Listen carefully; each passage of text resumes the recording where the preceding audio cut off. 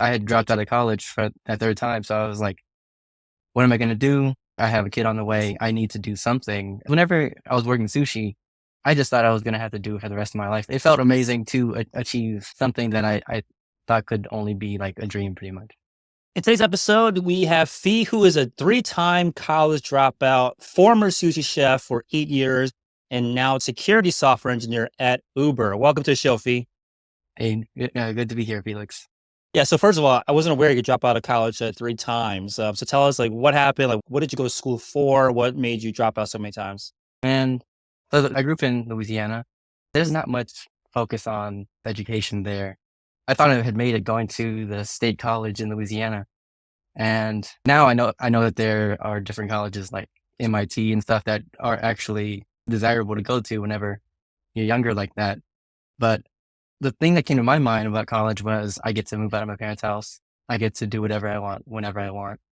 And with that freedom and I guess an immature, I'm not saying I'm mature now, but definitely less mature back then. So the first time I dropped out, it was because I just hung out, basically played WoW like all day, every day, skipped all my classes. So I dropped out. Second time I tried again. And this was after working for a year, saving up some money. This time I just didn't have the drives. I didn't know what I was going to school for. I actually changed majors from computer science to construction management. I'm like, why am I doing this? I don't care about construction. And I mean, this is one of the things that I think is really important for people with ADHD. I was undiagnosed back then, but from my personal perspective, I've only been able to succeed at things and continue doing things that I'm genuinely interested in or can trick myself into believing that I'm really interested in. And I was definitely not interested in construction management at all. Computer science, that was more interesting to me whenever I was in that degree program, but I had some low self-confidence at that point. One of the reasons I dropped out was because I failed calculus a couple times and I just thought I wasn't smart enough to do it. So after dropping out again for construction management, just because I had no interest in the field, I actually took a couple of years and then I went back again for computer science and I actually passed Calc 2 this time.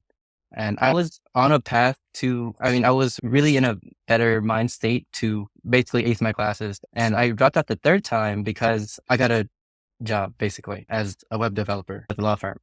So I dropped out that time and I was working full time. I had a family at that point. So my daughter was born around that time, where I found out she was going to be born 1 year later.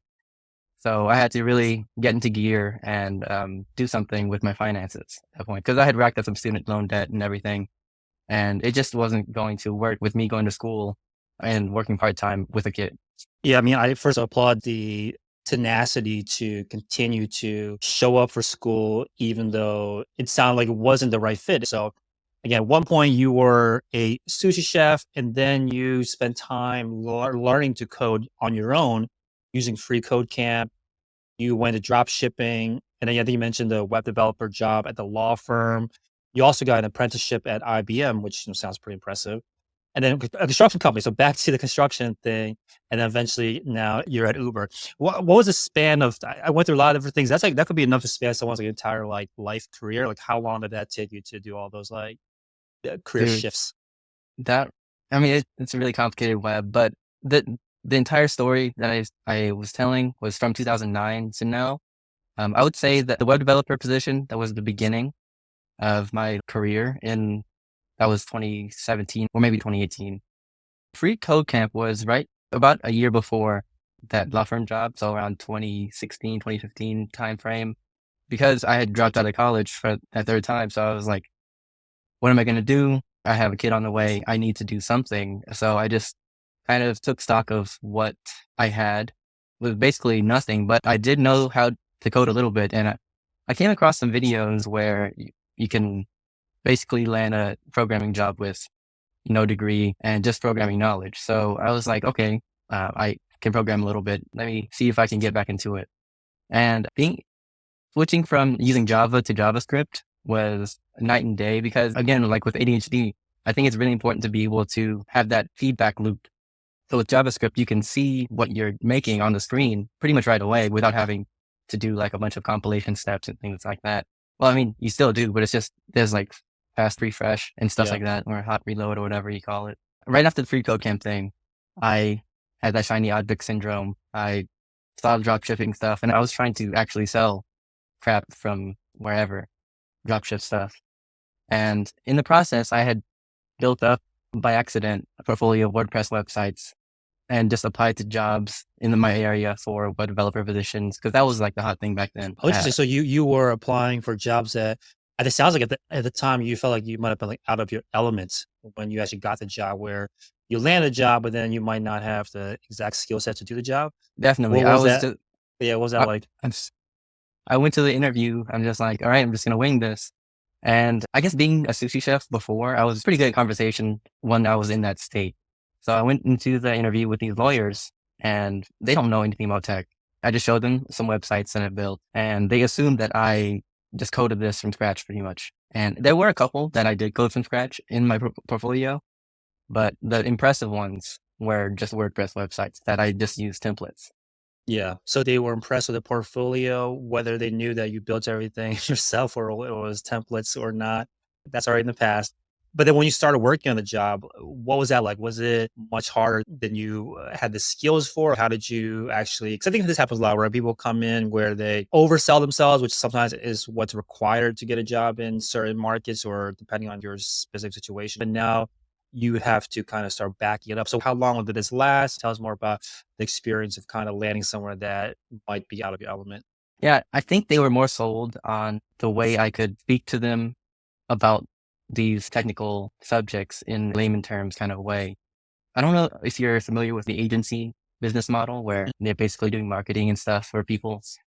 So in the end, I was ultimately more like a freelance agent. It was like kind of like a full-time retainer for an agency kind of position. Mhm. I convinced them to let me do their marketing and stuff like that. So I just tried my best to provide as much value as possible. That was my motto pretty much from the beginning. Just give them as much value as possible. That way they can't be disappointed. Yeah, I love that. I think that's a good attitude too, where I think someone that comes in thinking that they're just kind of a tool and to solve technical problems, you can only kind of get so far. And you came with, it sounds like, not necessarily all the technical skills, but then you knew to focus on delivering that business value. And it turns out that you were very successful there. And it sounds like you're able to deliver a lot of value to them. And then the other thing I was thinking about was like, I think your approach makes a lot of sense. I think a lot of people think I want to break into tech and they see, they watch the episode, they see, oh man, Fee works at Uber now and I want to be like him. So I'm going to start applying for these big tech companies for their first kind of break. And maybe it's possible, but I think your approach makes a lot of sense where you kind of target companies that are not technical companies, but need technical help. And in those cases, I think the competition is a lot lower for you to get those kind of jobs. And it's also easier for you to crush it because even though you might come in with not that much of a technical background, you're like heads and shoulders above everyone that works there because no one has any idea at all what to do. So I think that's a good approach to try and target companies that you can deliver kind of outsized value for them. That really is the case. Just start at any company that has little technical foundation and you can be their technical foundation Yeah, as long as you're good at communicating. for sure. Yeah, and I think we talked about this off air just before this about how there's this like kind of like grind or hustle kind of mentality where your goal is just to provide a better life for you. And then you had a daughter on the way, you have a family now, and your goal is just to provide for the family. It doesn't really matter what avenue that might mean. It might mean running an agency or rather being a freelancer or agency model for a law firm and you're doing the tech and the marketing for them or launching drop shipping sites or what have you, like basically finding ways to kind of make money. So with that attitude, how did you ultimately end up settling on software engineering? What made you shift towards that as the option compared to all the other ways that you could apply the same kind of like, I guess, entrepreneurship mindset? Ultimately, I think that my path is one that where I want to take to entrepreneurship. And in my mind, in order to succeed in that, I need to have a lot of experience in providing value and maybe come across a lot of different problems. And also, I need a lot of capital, pretty much. So at that point, I was thinking, all right, with my current trajectory, how do I maximize the capital that I have in order to set myself up for success in the future, basically? And the path seems pretty clear that software engineers, that and what people with no degree, that's pretty much no better option than being a software engineer to make a lot of money. So after the law firm, you actually went to take a pay cut to spend 8 months on an apprenticeship role at IBM. What was this apprenticeship role, and then why did you decide to make that jump? Especially again, I think at this point, like I'm sure, I think your daughter must have been born or something like that. You probably already had like a family at that time. So how was it to make that decision? I think one of the perhaps myths in software engineering is that you can easily get, well, back then, is that you can easily get a job in software engineering with no degree. I don't agree with that statement. I think you need some kind of credentials for any reputable company to hire you and some potentially some experience.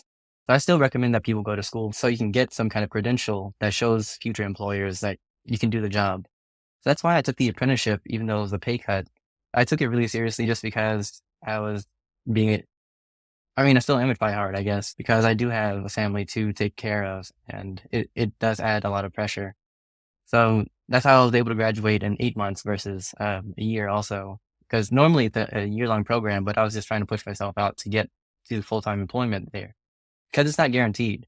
They don't explicitly say that, but if you impress them, then you're pretty much shoe in for being employed at one of these apprenticeships. Yeah, I Um, haven't heard of this path before, and this is kind of like another kind of on ramp into a software engineering career. And I've heard of like internships. A lot of them are unpaid, or maybe they have to be paid these days.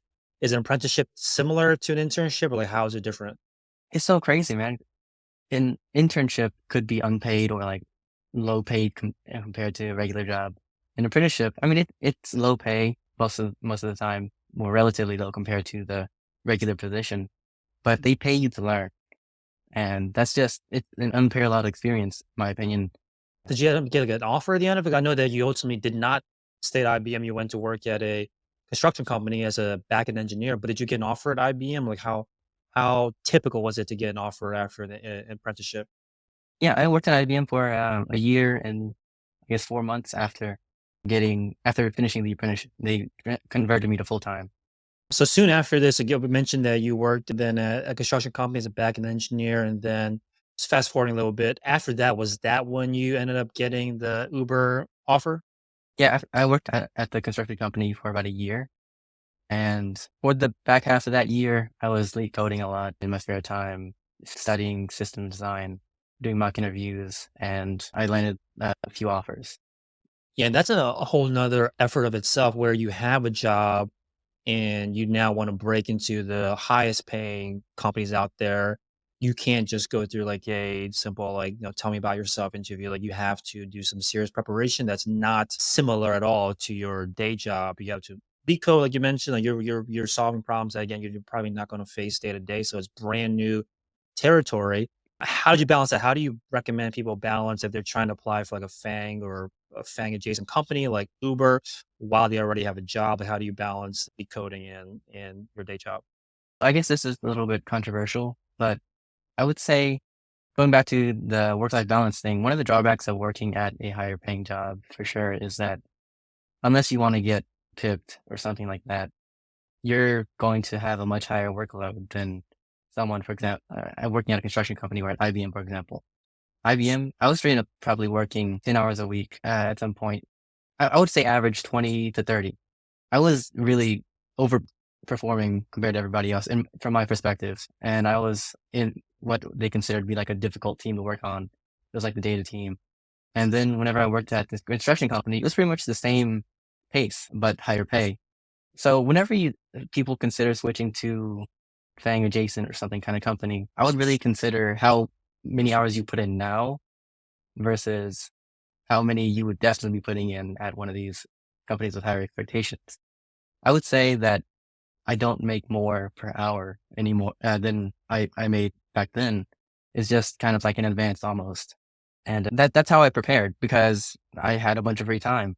And honestly, working in a job like that also is a drawback. You might think that working only like lesser hours is a great thing, but I feel like that leads to burnout in certain individuals just as much as a job that puts you in the pressure cooker. That's interesting because a lot of people think, oh, burnout is from working too much or working a lot, but you're saying that you can still kind of have like a pretty bad mental health state if you're not getting challenged or you don't have as much work to do.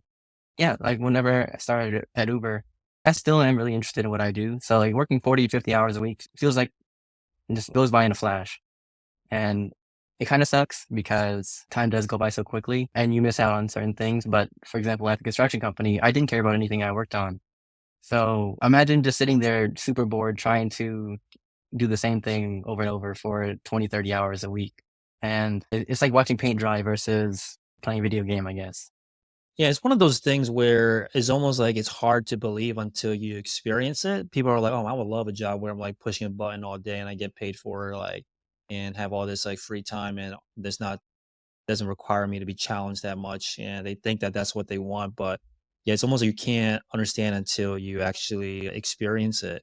I want to touch on the point about how you have to recognize the trade-off with the higher pay.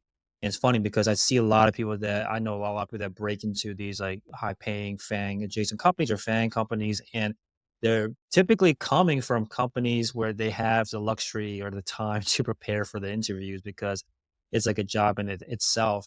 And whenever I hear someone like a colleague that leaves, I work at Stripe right now, and if I hear a colleague that leaves a fan company to go to another one, they're kind of slacking at the current company. It might take a while for it to actually end up like a PIP or something or performance improvement plan where you get pushed out, but you kind of can't. It's really hard to really balance the two to prepare for interviews while you're working a pretty demanding job. As you mentioned though, that your pay per hour doesn't necessarily go up because you're working so little previously. Were you excited still when you got the offer at Uber? Like, what was the did you feel like, "Okay, I've reached a new milestone in my life," or do you just see this as another stepping stone towards your ultimate goal?